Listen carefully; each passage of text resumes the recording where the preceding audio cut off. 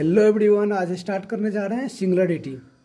हम जानेंगे सिंगुलरिटी होते क्या हैं, सिंगुलरिटी के कितने टाइप्स होते हैं, कौन कौन टाइप्स होते हैं, सारा डिटेल में जानेंगे। ठीक है, तो फर्स्ट ऑफ ऑल हम बात करते हैं सिंगुलरिटी ऑफ एनालिटिक फंक्शन। ठीक है, a point z naught is said to be singular point of analytic function f of z is not analytic at point z not.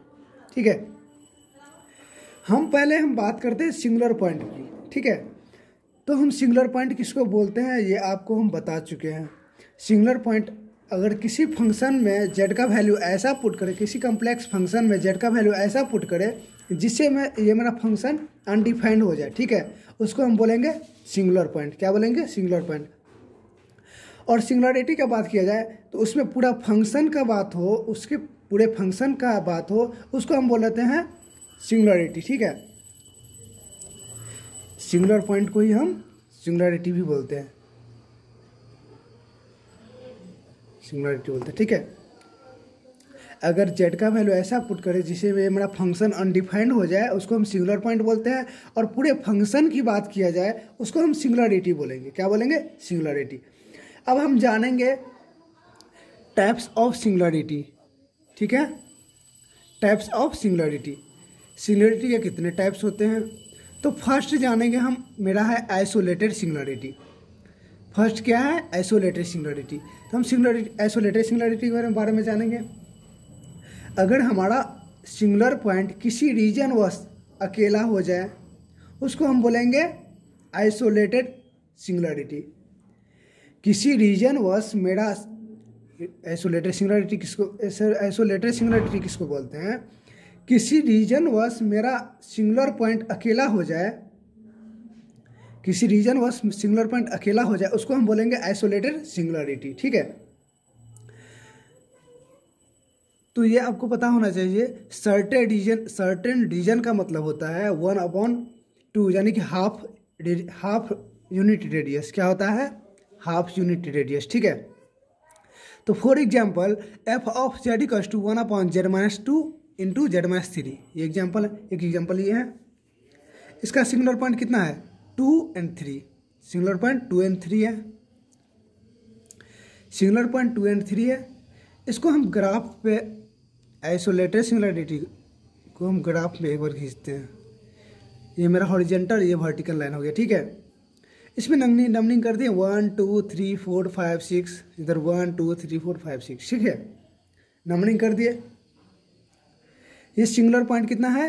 2, तो 0 1 2, ये मेरा 2 हो गया, 2 हो गया। सर्टेन रीजन का मतलब होता है हाफ यूनिट रेडियस। तो हाफ यूनिट, यहाँ पे हाफ यूनिट रेडियस लेकर एक सर्कल बना देंगे, एक सर्कल बना देंगे। इस सर्कल में बस क्या है? 2 है। इस सर्कल में 2 के अलावा तो कुछ नहीं है, 3 है। एक सिंगुलर पॉइंट, 3 इस सर्कल के बाहर है, तो उसी 2 को हम बोलेंगे आइसोलेटेड सिंगुलरिटी। इस सर्कल में बस 2 ही है, उसको हम बोलेंगे आइसोलेटेड, यानी कि किसी रीजन बस अकेला, सिंगुलर पॉइंट अकेला हो जाए उसको हम आइसोलेटेड सिंगुलरिटी बोलेंगे। क्या बोलेंगे? Isolated singularity. अब एक सिंगुलर पॉइंट है 3, ये 3 पॉइंट्स 0 1 2 3, ये 3 पॉइंट्स यहाँ पे है। इसको भी हम सर्टेन रीजन मतलब हाफ यूनिट रेडियस, यहाँ पे हाफ रेडियस लेकर एक सर्कल खींच देंगे।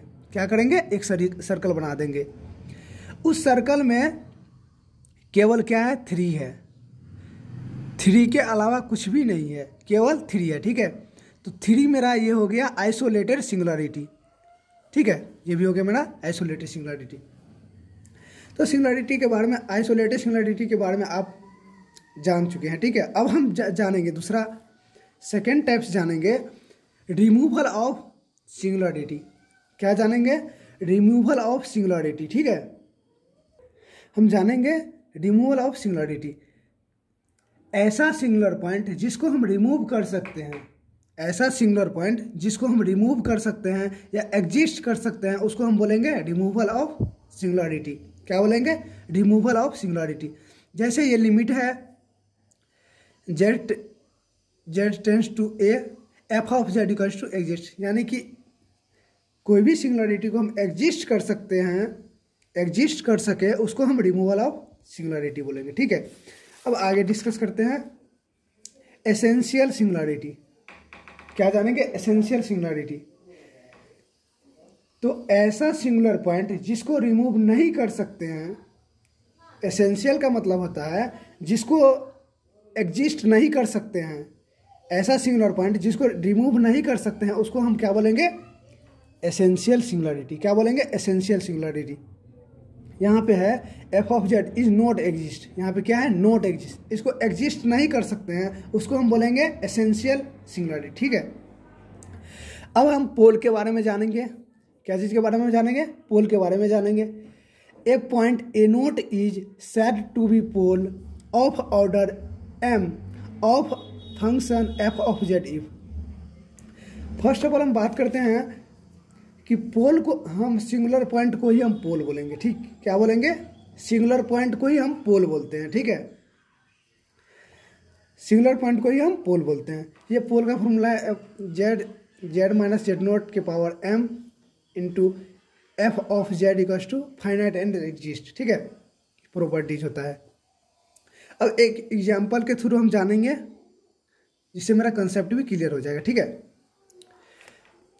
तो चेक करेंगे, ये चेक करने का फॉर्मूला है ये पोल है या नहीं है। ठीक है, तो फॉर एग्जांपल ये मेरा एग्जांपल हो गया F of Z equals to 1/z-2 into z-3 का होल स्क्वायर। ठीक है, ये मेरा सिंगुलर पॉइंट कितना हो गया?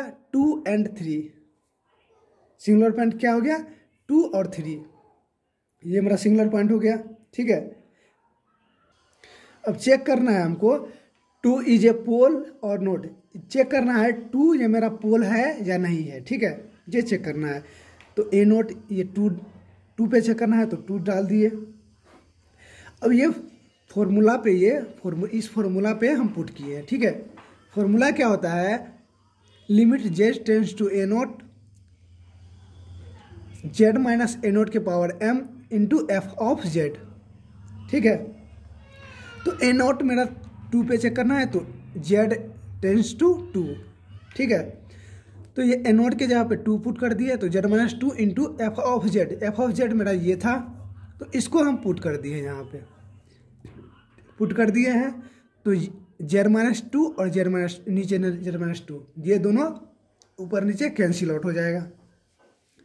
तो ये मेरा बच जाएगा, ये मेरा क्या बच जाएगा? Limit Z tends to 2 equals to 1/z-3 का होल स्क्वायर।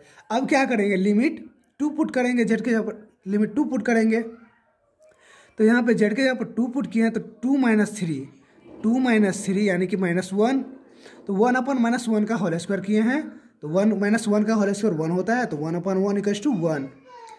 2 इज ए पोल, ये 2 एक पोल है। कैसे जानेंगे?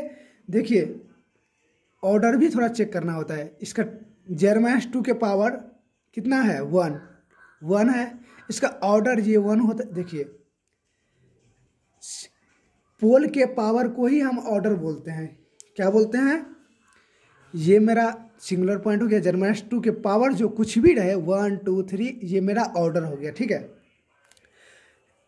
ये 2 पोल है। इस पोल का ऑर्डर कितना आया है? 1।